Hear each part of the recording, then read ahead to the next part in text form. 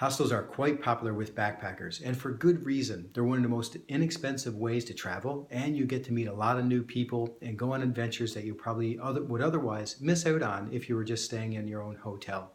In this video, we're going to cover 4 strategies to help you get the most out of your visits to hostels so that you can enjoy your travels along the way.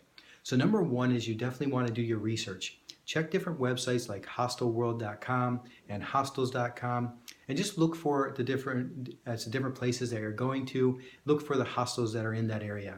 That way you can look at the ratings, the price of course, the reviews for each of the hostels that you're considering. Look at the amenities like Wi-Fi and noise. Check to see if there's people complaining about noise in the different hostel that you're looking at. So you definitely want to make sure you do as much research. Check the price of course and the availability, but use these research websites to really filter exactly what you're looking for so you get the most value for your money.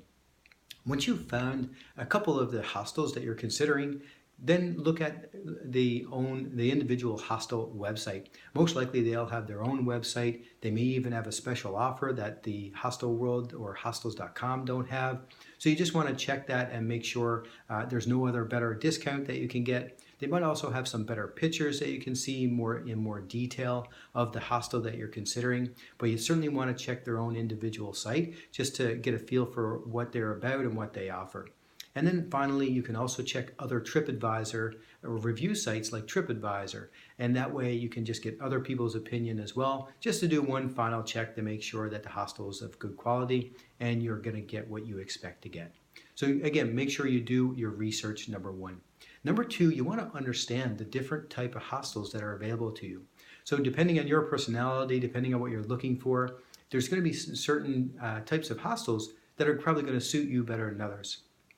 So the 5 general types of hostels are, number 1 is the international hostels, the ones that the chain hostels where you have sort of the same brand all over the place. Like one is Hosteling International, and those will actually give you a good quality experience. It might be a little bit more pricey than normal hostels, but at the same time, it's probably going to be clean and dependable. You're going to get the same thing no matter where you are. And so it might be a good one to dip your toe into going into hostels just to check it out and see if it's for you.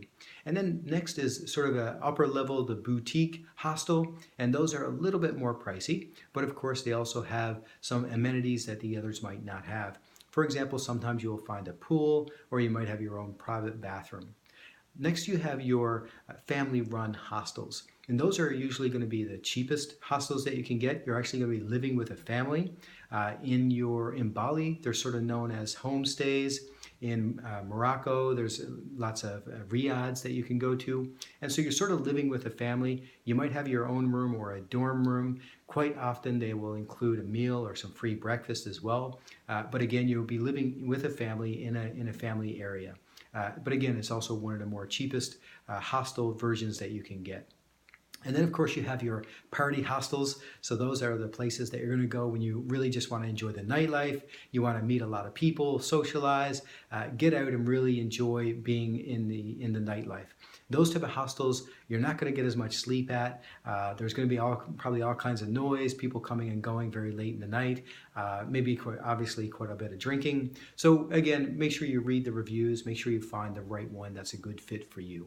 And the last type of hostel is the the unique, quirky hostels.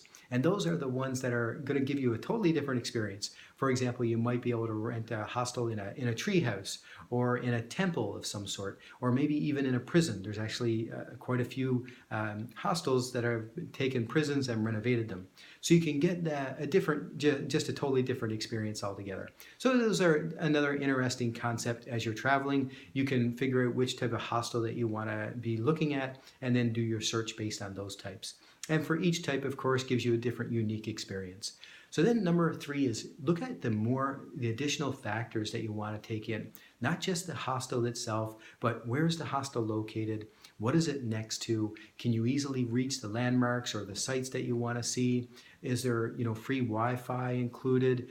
Does it have free breakfast, free coffee or water or tea? What's included? Make sure you get an understanding. Also, is it close to local restaurants that you might want to go to? maybe close to a grocery store or a convenience store so you can get some drink and some food. Also, what type of extra costs are involved? Sometimes they charge for extra for Wi-Fi or for towels or even sheets. So really understand what extra costs are involved, and also what other additional factors are there for that hostel. For example, maybe they have a refrigerator that you can store some food in, and maybe not.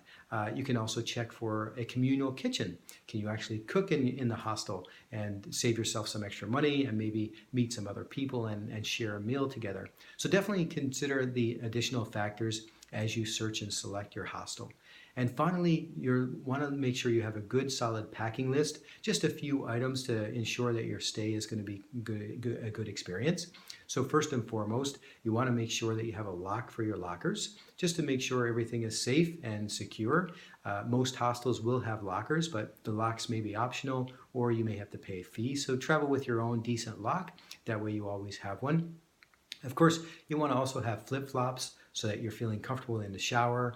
Just in case, it's nice to have some flip-flops and have a shower in so you're not walking on the bathroom floor. You also, a good idea to carry some earplugs and an eye mask just so you can sleep under different conditions and make sure that you're well rested for the day as well. And finally, you want to make sure you have your toiletries and maybe a travel towel. That way, if they're going to charge you for a towel or soap and shampoo, you already have those things with you, and so it can save you a little bit of money and save you the hassle as well. So hopefully with all these strategies, it's going to make you get the most out of your hostel experience. Remember, it's one of the cheapest, inexpensive ways to travel, and it's also one of the most adventurous. You're going to get to meet a lot of people and go on experiences and adventures that you otherwise wouldn't get the opportunity. So hopefully this video was helpful, and most importantly, enjoy your journey.